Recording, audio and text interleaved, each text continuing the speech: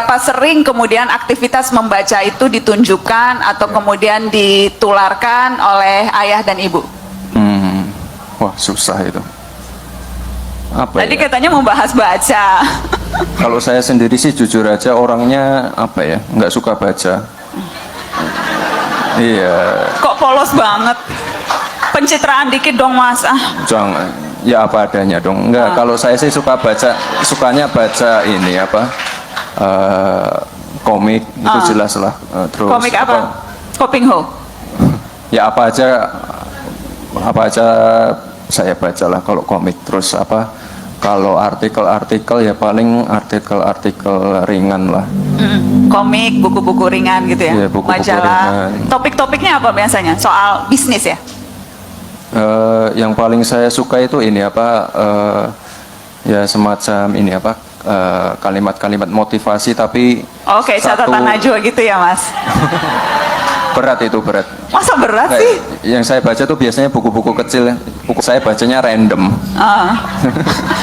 Nah saya ingin tahu kalau bapak dan ibu itu kalau di rumah kebiasaan membaca itu ditularkan juga atau lebih terserah anak-anak begitu? Kalau di rumah sih terserah anak-anak ya. Jadi kok sebenarnya budaya baca buku di rumah saya nggak ada. Apa yang seharusnya kami dengar? Dipersilakan. Bapak Ibu, yang penting Bapak Ibu sehat semua. Pilihan beda boleh, yang penting Bapak Ibu rukun semua, sehat semua ya. Terima kasih. Wassalamualaikum warahmatullahi wabarakatuh. Segitu aja Mas Gibran, jauh-jauh dari Solo. Ke Jakarta nanti siapa yang duluan diketemuin Mas Gibran? Ketika sampai di Jakarta nanti agendanya apa duluan? Ketemu Pak Jokowi dulu kan? Enggak sih, saya mau mandi dulu di hotel ya. Kita ingin jadi pendengar aja, kalian ngasih masukan, kita pokoknya santai aja. Jam 9 pulang ya, saya mau tidur ya. Makasih ya, terima kasih. Nanti kalau sudah menikah, sudah hamil, harus dicek iodium, asam sulfat ini memenuhi enggak. Nanti kalau sudah melahirkan, anaknya harus dicek juga. Apa rencananya Mas untuk menstabilkan harga ini?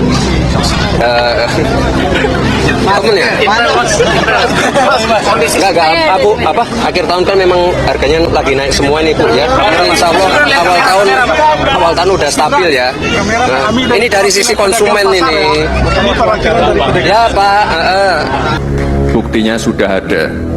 Misalnya pada Paralimpiade Paris tahun ini, Indonesia berhasil membawa 14 medali terbanyak sejak 1976. Yang saya hormati tokoh-tokoh, para tokoh agama, para kiai, para ibu nyai yang hadir pada pagi hari ini. Yang saya hormati tokoh-tokoh, para tokoh agama, para kiai, para ibu nyai yang hadir pada pagi hari ini. Harapannya Mas Gibran sudah Pak Wamen sebagai user, sebagai Olimpian ini yang ditunggu-tunggu. Gimana caranya supaya produk UMKM saya bisa go Power Ranger tuh? Go internasional. Go internasional. Ya go internasional. Gampang banget caranya.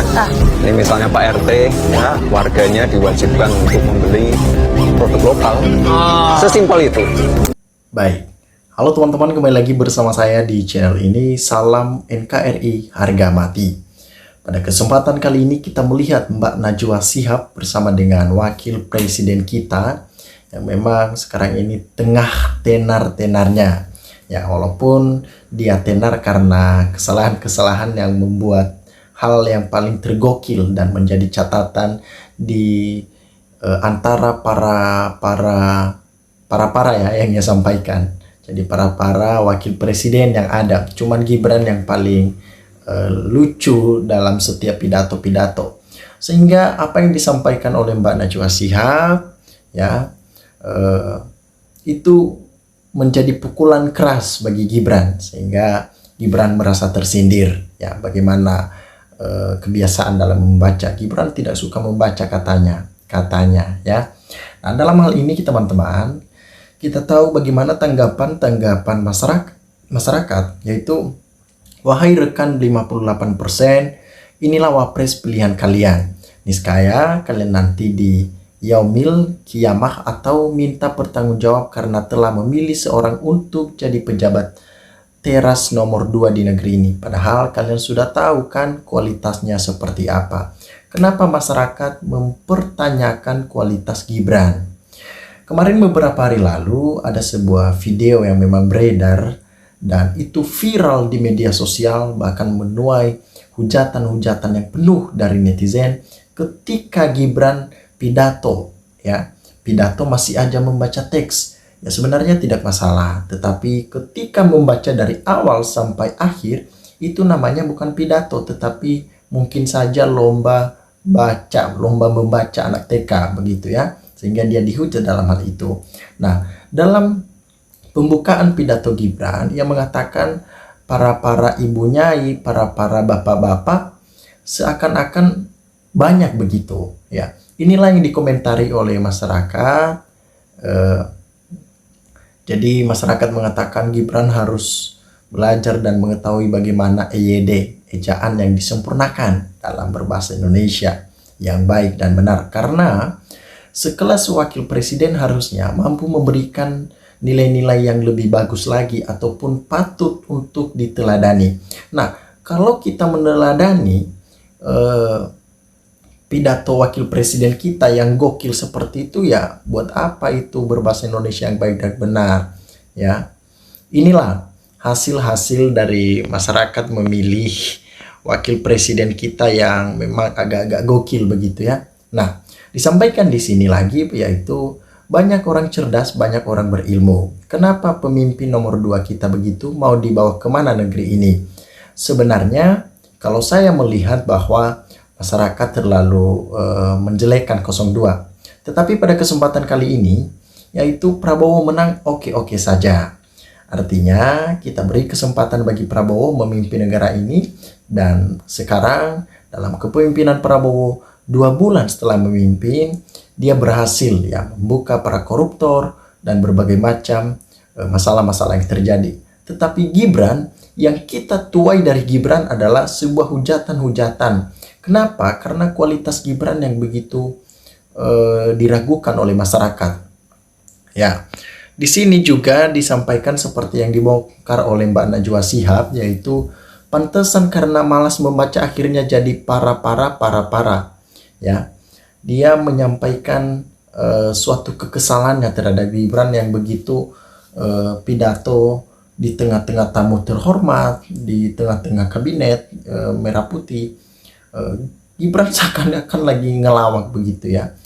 Harusnya wakil presiden tidak seperti itu. Nah, disampaikan di sini teman-teman, komentar terakhir yang saya akan sampaikan kepada kita itu, yang memilihnya menanggung dosa jariah seumur hidup ya. Kelak dipertanggungjawabkan di akhirat, yang bukan ahlinya tunggu kehancuran, waspadalah. Biasanya orang yang tidak senang baca pasti bodoh. Tapi bangsa Indonesia punya wakil presiden seperti ini berarti tinggal nunggu kehancuran saja. Apa tidak ada orang lain selain Gibran? Nah, sebenarnya masih banyak orang-orang lain, tetapi karena kekuatan Mulyono yang begitu luar biasa memenangkan anaknya, sehingga anaknya Gibran yang terpilih dan menang, walaupun itu atas dasar kecurangan. Teman-teman, silakan berikan tanggapan teman-teman di dalam kolom komentar ini, sehingga kita dapat bertukar pikiran antar satu dengan yang lain lewat kolom komentar ini. Terima kasih teman-teman. NKRI harga mati.